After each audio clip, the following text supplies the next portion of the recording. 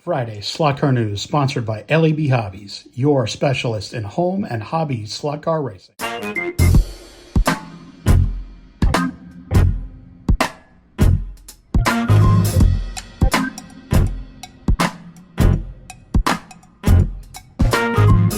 Hello everybody. It's not only Friday, but it's huge list of news Friday, evidently. I brought my computer down this time. I took notes. I have a lot to talk about, which is fantastic. It feels like the slot car season is creeping up upon us again. It's getting colder out. Well, maybe not in where you are, but actually here in Pennsylvania it's chilly. Sorry. We're getting right to it. We're jumping in right with some Predator motor news. Now this is a new exclusive motor that Predator, well, I should say that Slot Car Corner and Cloverleaf are going to be selling themselves. This is a 25,000 RPM ball bearing motor. It's an S-Can. This is rated at 25,000 RPM, 186 centimeters of torque at 12 volts. The outside diameter of the motor shaft, we got to know the motor shaft diameter, don't we there? It's a standard 2 millimeters. That's your basic kind of everyone pinion. So that should fit. You should have pinions around. It's a balanced armature shaft with 2 ball bearings, smooth, predictable power band, as I'm reading here. Dual armature shaft comparable with a can or end bell drive setup. Can shaft beyond the bushing is 8.8 millimeters. Long life carbon brushes. Includes tapped M2 holes. Yes. So you can screw the motor down and keep that baby securely in place. One of the best things about this motor, not only all of that, you get all of that at a price of $11.99, folks. That's the retail price, by the way, of course, because these guys are selling it themselves. This is fantastic news. They make great motors. I've been blessed. I've been pleased to have a number of motors that they've made. They've sent to me, and they've all been fantastic. I love that we're getting high quality motors at a very reasonable price. This is great. Absolutely great. Again, Cloverleaf and Slot Car Corner exclusives. Next, we have some really cool news that may have gone under the radar with some other news that I'm going to talk about a little later. Polycar have shown something that you may think, well, it's just a bunch of wires bent up, Dave. This is not just a bunch of wires bent up. Well, it is just a bunch of wires just bent up. However, these are important bent wires. These things will allow you to connect wiring to your track much easier, especially like Policar or Scalextric. I'm hoping that when these are released, I'm going to get some samples. Yes, I will be getting some samples as soon as they can be ordered and sent to me. I will be getting them. Why am I this excited about wire connections? Because this is one of the single most asked about vexing problems that new slot racers have, old slot racers have, all slot racers have, quite frankly. I don't have any connection issues on my Policar track. I don't have a very big track, but, and I don't have any gaps in my track either. My track fit together really well, and I don't think I have any substantial power loss even on the other end of it. But a lot of people do. Probably most people do. And certainly almost everybody experiences power loss. I sound like a ad for one of those things you can get from your doctor with a prescription. You have power loss? Do you need these wires? You do need these wires. You can keep your track properly powered, and if you keep your track properly powered, I should say, boy howdy, is the experience a lot better. This is extremely important, and everyone needs to consider the connections on their track. if they're losing power. People always, want to add more power to cars or even a track. Frankly, I'm always in favor of getting the most out of what you already have and making sure that what you already have is connected well, that you're getting good conductivity around a track. Putting jumper wires on a track is something I've always talked about when I've worked for, frankly, all of the companies that I've worked for. And these will allow you to more easily connect wires probably to any type of track. Now, I don't know, to be honest, if these how these are going to be cross-compatible, if they're going to be cross-compatible, but regardless, this is a great idea. I really do wish more companies would focus on this kind of thing and make it a higher priority for them to make, really, really good conductivity a priority. Every company needs to make jumper wires. I don't know why they all don't. This is a huge step. It's just wires. Why am I going on and on? Because this is very, very important. And it can cause a lot of headaches on the back end of a sale for a new hobbyist, for a dealer, for a lot of people. Anyway, you get the idea. Buy them, love them. Track clips from Policar. Yes, please. Thank you. Next, Racetrack Scenics with another release in their series of Targa Florio buildings. This is, they lovingly refer to it as Building B. I'm kidding. It's the Arturo Merzario. Let me say that again. Arturo Merzario house. It's a nice little house. This goes in with the other building that I talked about last week.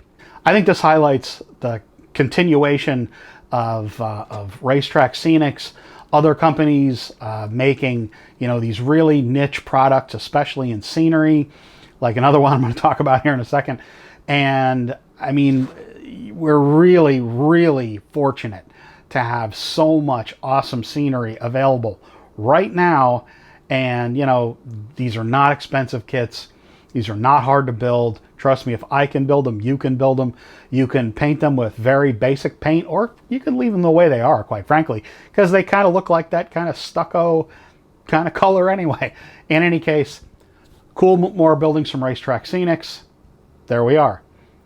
The fourth news item is Magnetic Racing. Yes, we're going back to back with these folks. With their, they have the Monaco Casino building, and they've done some really tasty looking paint jobs here on this building, and wow, this looks incredible when it's fully painted. Exquisite details here, and it's just amazing to see them just continuing to impress with yet another interesting new product, whatever. And there you go, Magnetic Racing for the week. Awesome stuff. The fifth news item we have is Winged Warriors HO set from Auto World. I saw this pop up today, and I mean, it looks like a great starter set to begin slot racing with. I know the models on these cars, probably not the best, quite frankly. The kind of upturned nose looks a little odd. I don't know. I mean, these are toys. I'm not going to go too heavily into it because I don't want people to think I'm bashing HO, but even if you're making tiny cars, you can make tiny cars accurate. It still looks like a beautiful little set if you were going to start the slot racing. And yeah, I know. It's cool stuff. And I'm glad to see them doing some American sets. Now, obviously, Auto World does quite a few American cars, so that's not really a problem for them now, is it? Okay, we have our sixth news item. It's kind of an interesting release from Scalextric. They have chosen for one of their cars exclusively for Australia. I forget where I saw this listed, but it was an Aussie forum somewhere on Facebook. This went on to win the race at Calder Park, and sadly, this was the first Mustang to win a race anywhere. The sad part of all this is, all of that is cool. That's wicked awesome. The sad part of this is, this is going to be an Australia-only release. I love me some steel wheels on a race car. This blue car with the white steel wheels, I mean, that's some iconic stuff right there. And it's unfortunate that this is an Aussie-only release because of that. I am 1,000% sure that people would have liked to have purchased this car here in the U.S. In any case, great stuff. I'm sure if you wanted to track down some Australian retailers, they would be happy to sell you this car at a reasonable price. In any case, what is this now? Seventh news item. Get this in the middle of the screen. Seventh news item. We have Fly and Vulcan Slot teaming up for a pair. Yes, I said an interesting looking pair of BMW 3 Series 3.0s. One of them is a Marlboro, I can't say that word, Marlboro livery from Zandvoort. A bucket list track of mine. Really would like to go see a race there. Beautiful livery on that car, and a beautiful livery on this car, driven by Niki Lauda and somebody else, but obviously people are going to focus on Niki Lauda at Nürburgring. And yeah, oh baby, awesome looking cars there, coming from the combination of Fly and Vulcan Slot. Next, we have a news item from Scaleauto. They have their Evo Mitsubishi coming soon. This is the white kit that they're showing now. This is, I believe this is the first, so this is going to be shipping, I believe, quite soon. This is shown with a flexi chassis, it says. And, I mean, it's going to be the first of many, I'm sure, of the Mitsubishis that we're going to be seeing. They're going to be doing at least 2 different versions of this, I believe. 2 different bodies of it, I mean. Not 2 different liveries. They're going to do many liveries of this, of the Mitsus, I'm sure, the Evos. Really amazing looking car, and it was very well received during the UK Toy Fest, or UK Slot Fest a few weeks ago. And yeah, I'm sure this is going to be, even here in the US, I'm sure this car will find a following, because, you know, Mitsubishi's, the Evos, they're popular cars. It's awesome stuff, and glad to see them starting the Mitsu series there. Slot.it news by the ton now for our last news item, but there's many kind of items in this news item. The Repsol 962, the separate tail was just shown. That's going to be a prototype car, or that's a prototype photo of a prototype that they've shown. Again, a prototype photo of a prototype that they've shown. That car, it's the Harama race car. That's going to be, I believe it's going to be sold early next year. But in any case, it's not available just yet. The one that is going to be available quite soon, the next one we have here, is the Momo 962. This looks absolutely incredible. I would expect this car to sell out quite quickly. Quite quickly.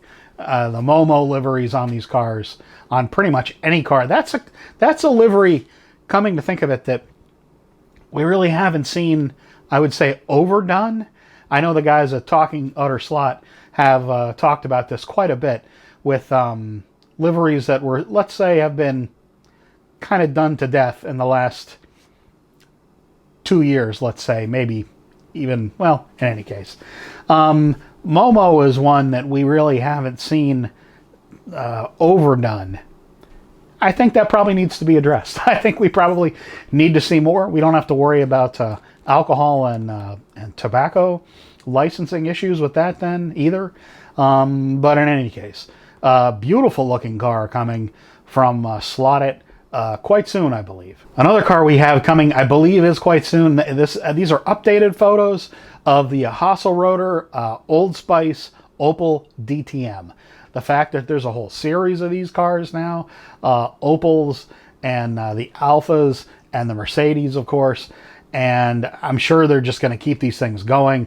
There's a lot of them that they can do from the DTM series. I know that's technically where the older Skyline GTR came from, and the R32. Yeah, I mean, it's a great series of cars for sure. This one looks absolutely incredible, and I believe this one is coming fairly soon. Another car that is being shown, the photos of this car that are being shown, it's kind of this two-sided livery of the modern GTR Nissan that I had actually talked about, I think it was last week. Got a little more information about that car on Facebook. I saw Maurizio posted this, so I did want to mention this here because people asked kind of what the differences were. So this updated version of this body, it's the body and the chassis that have been updated. This is going to be available in Q4 of this year, by the way. This is a new body and chassis. They were redesigned to lower the model's center of gravity. This is according from a post from Maurizio. The new body is CS49B. The new chassis part number is CS49T-60B. And the new white kit is CA49Z1. Normally they don't have a number after the last letter in the part number. The Z usually means that it's a white kit, and now this is probably the change in the version of it, and that one means because slotted part numbers and Policar part numbers have a logic to them. Most of them do anyway. So the CA49 means it's the Nissan body. The Z means it's the last of the series. The last of the series they've usually noted with the Z letter. And then I believe this is the number 1 would be kind of the Mark 1 change to the body from the first version. I don't know how I describe it, but in any case, there you go. Stay with me after the racing and show news. Again, another couple pieces have been added in here, so take a look at those.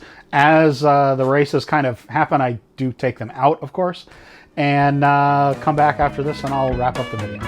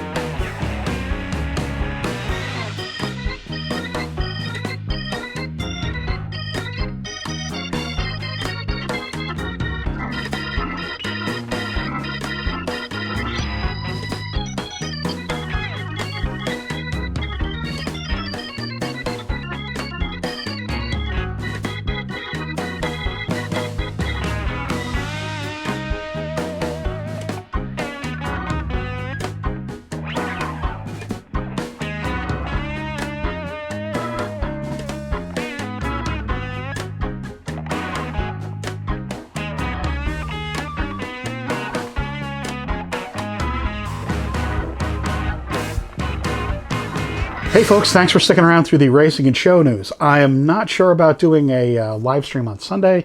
You know, it's Labor Day. I'm not sure if we're going to be doing anything with my mom and my mother-in-law and the family here. So let's put it on hold. I mean, maybe I can. I do plan on doing more live streams. I do plan on doing more kind of impromptu stuff, like kind of late night laps. And let's try to do one of those next week, maybe. In any case, I do appreciate you all coming back around from week to week and checking out the news here on Slot Car News. Thanks, and see you all again soon.